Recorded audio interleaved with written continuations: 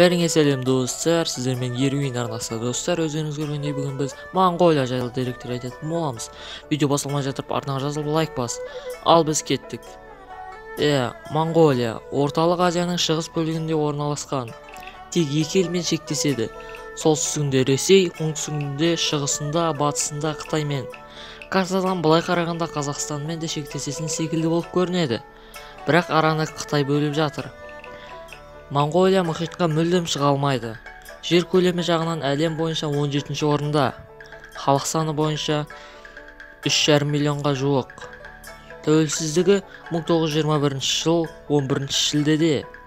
Халықтың көп бөлігі астанасы Улан-Баторда тұрады. Монголияның экономикасы негізінен ауыл шаруашылығы және кен өнеркәсібіне тәуелді. Табиғи байлық көп кездеседі.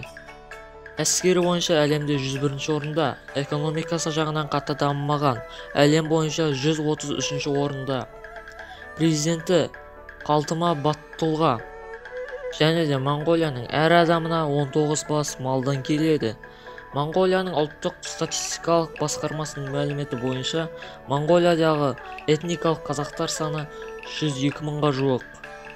Баян-Өлгей аймағында 83 мыңға жуық қазақ тұрады. Баян-Өлгей аймағының 93%-ын қазақтар құрады. Баян-Өлгейде қазақ тілі оқытылады. Монголия 21 аймаққа бөлінеді. Мемлекеттік тілі моңғолша, жазуы кириллше, діні зайырлы мемлекет.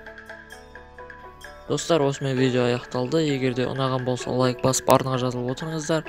Келесіде тағы да осындай пайдалы видеолар шығады. Қоңыр басып қойыңыздар. Ал осымен аяқталды. Сау!